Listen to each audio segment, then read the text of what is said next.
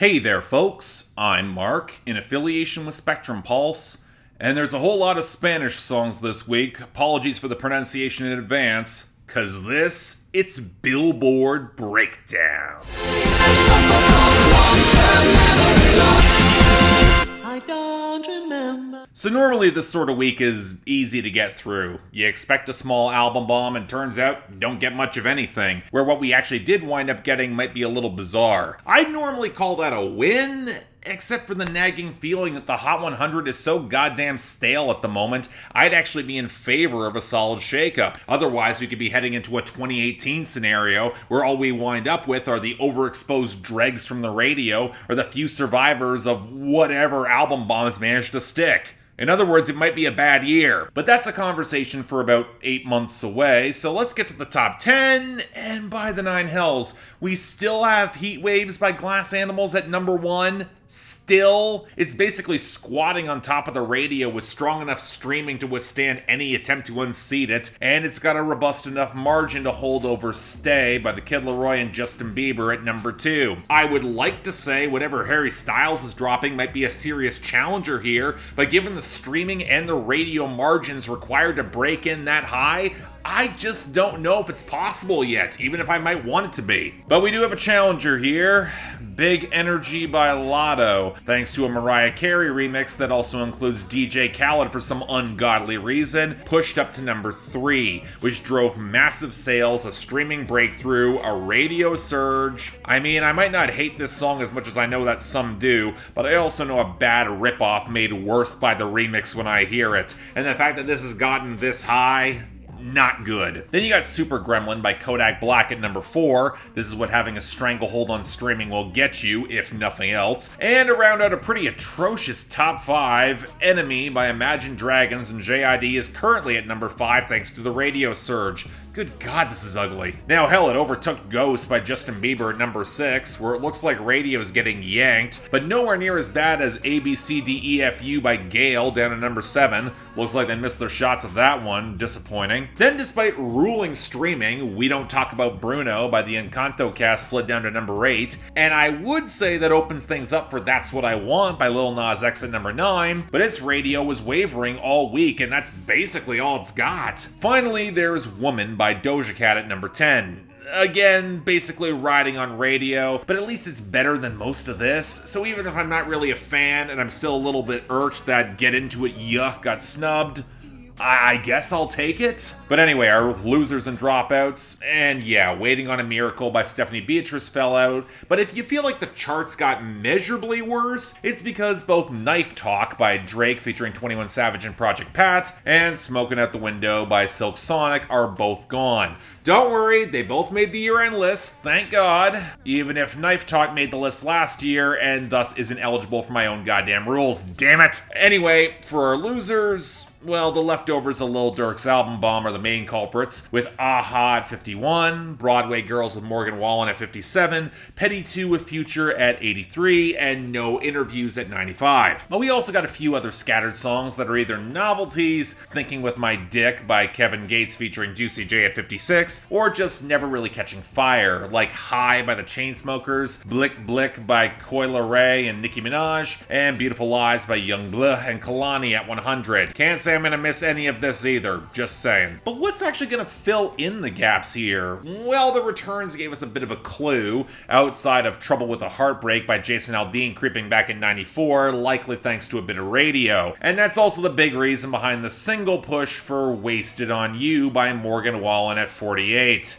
Yeah, we're probably not getting away from this one. Charming. Then there's the big remix of No Love by Summer Walker and SZA with that Cardi B remix that smashed back at 29, although for some reason Cardi isn't credited, which is not all that surprising, but a little bizarre. But the biggest returns come from Machine Gun Kelly, with Emo Girl with Willow at 84, and A with Lil Wayne at 88. And when we go to our gains, we also saw a jump for Maybe with Bring Me the Horizon at 68, which is still not all that much, all things considered, for this album bomb, but it's only one of 3 gains, with To the Moon by J&R Choi and Sam Tompkins somehow still getting traction at 54, but also Over by Lucky Day at 77, which hopefully will keep growing on me as it picks up momentum. Wouldn't mind having some decent R&B right now, just saying. But again, the week of new arrivals seems fairly reasonable, minus the MGK album bomb that didn't happen. So let's get things started with number 89, Sigue by J Balvin and Ed Sheeran.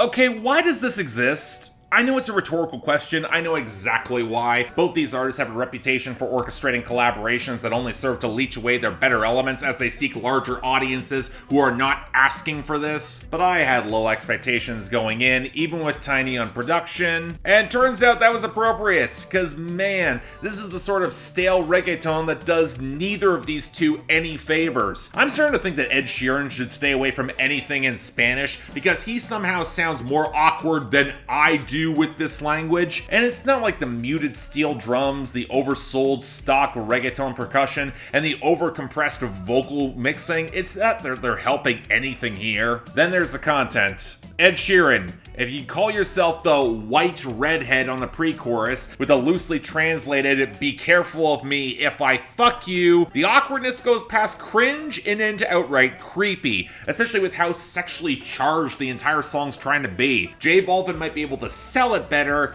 but I can also recognize someone going in for the paycheck more than anything else. So yeah, this sucks. Next, number 80, Chaotic by Tate McRae. Nobody said change it would be this exhausting. I've said this before, I am trying to be accepting of Tate McRae, especially as I'm starting to feel like I might be on the outside looking in after her last hit. And now that she's got another song to chart, I wanted to give her a fair and proper chance, and you know, it's probably the most I've liked a song that's solo from her, but it's also one of those songs where for everything I appreciate, it's just not enough to compensate for the problem at the core. Cause yes, Tate McRae's writing, pretty good here, where she doesn't want to admit her fears, grapple with her feelings, or throw away friends for whom she's actually growing apart because loneliness is worse, and she's still very much not over that ex, and the entire song feels very overwhelmed by a lot of teenage emotions. And sure, a spare piano ballad is not a bad way to sell that with the muffled percussion and some strings, but it also centers all the attention on Tate McRae. She's got to carry this, where with all the synthetic layers around her pretty weak delivery, it doesn't help foster a lot of intimacy. And while that might work for a depressed breakdown of a song like this is, it still relies on me caring a lot more about McRae as a singer, and it's not helping her case. I mean, it's fine, I guess, but I got no interest in going back to it. Just saying. Number 74, Envolver by Anita.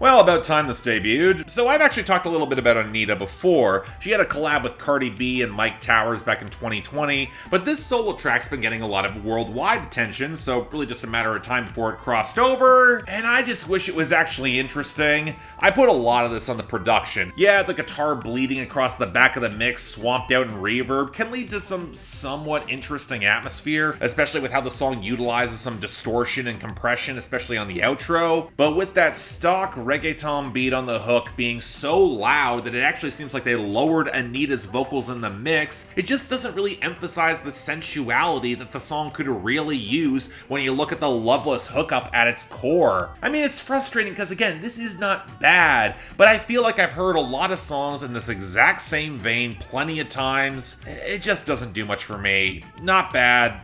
Not really good either. Number 73, Ex Ultima Vez by Daddy Yankee and Bad Bunny.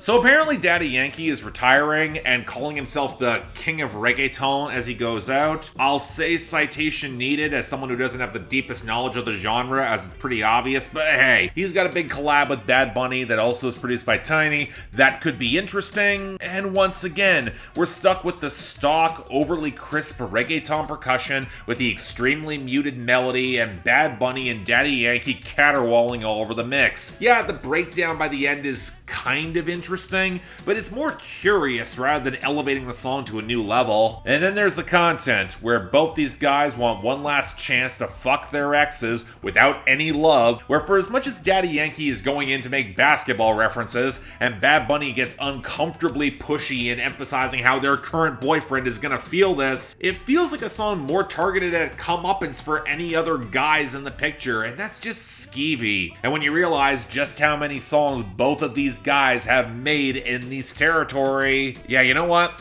Not fond of this either. Number 59, Makeup Sex by Machine Gun Kelly and blackbear. You're gone when I wake up, yeah, break up just to make up. It's just my ex's best friend, but considerably worse across the board. Anchoring the verse in the lighter guitar before bringing in the clunkier riff with the slight trap skitter on the hook, the lightly toxic relationship melodrama. And yet again, the song is just worse, even despite all the little elements they cram into it to try to make it have a little bit more mimetic hook appeal, especially minus any of the darker swagger of the pre-chorus or any sense of tension. From the whoops to the pitch shifting to the flow switch-ups to the blown-out drums that open up the song. It's also a track where everyone comes across as a lot less likable. There was some moral ambiguity to the hookups on my ex's best friend that is just not here. A more stock relationship is bad, but the sex is good. That's not nearly as interesting, especially as nobody sounds like they're having any fun. So while I would put money on the label pushing this as a single because, again, they had a formula that works, let's not have that happen. Please. This isn't good either. Number 58, We Go Up by Nicki Minaj and Fivio Foreign. Outside when the beats go up, but I love the way they mob when we roll up. These bitches bums, when I see them, they make me throw up. You know, at some point, one of Nicki Minaj's collab singles is gonna get some chart traction, or at least you would think so, given how often she keeps pushing them, when in reality, all she really needed was Do We Have a Problem, which is still really damn good, but okay, fine.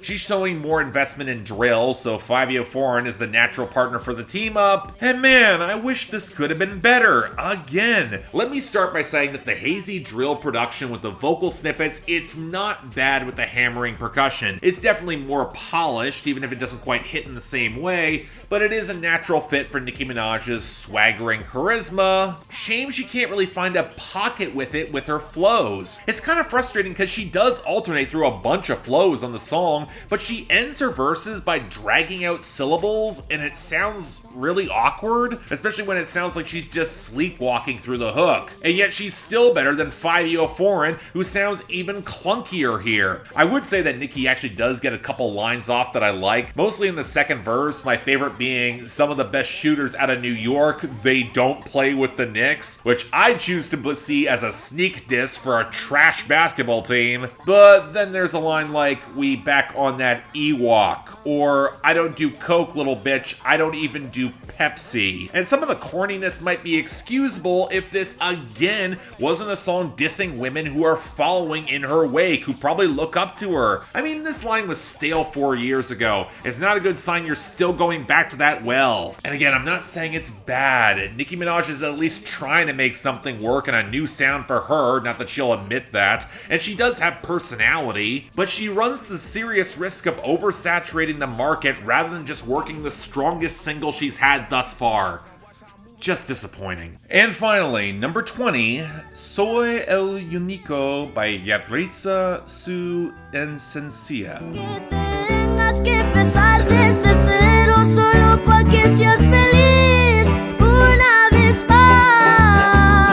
So remember those Mexican songs that went viral on TikTok a couple weeks last year and then fell off dramatically, and most of them weren't that good? Well, the label started paying attention, and when another one caught a spark, they threw some serious streaming attention behind it. From what I can tell, the singer Yahritza is 15 years old, and sounds like it. She's also the main songwriter, and her adolescent heartbreak is framed as more adult than she can actually sell. Thus far, this is the band's only song on any streaming platform, and they shout out their label on the brief interlude off the clumsily mixed bass and guitar, where it doesn't look like there is any competent blending, and I'm sorry, this feels weird. It feels wrong. This feels like a kid working with friends and family who wrote a pretty amateurish song that sounds like a rough demo that got attention on TikTok and a label swooped in and is gonna make off with whatever profit that might actually come their way. It happens to so many bargain barrel trap acts who catch a moment, and I would put money on it happening with this sort of thing too. Yeah, the bass interplay with the acoustic guitar is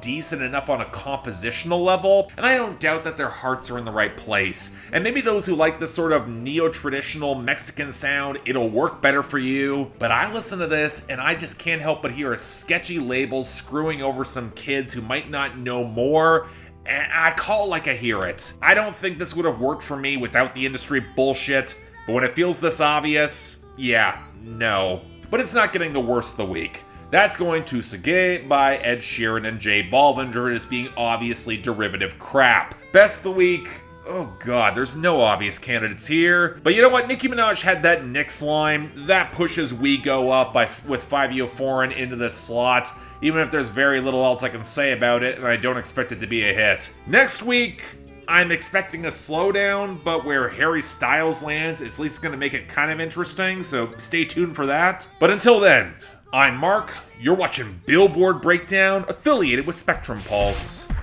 and I'll see you next time.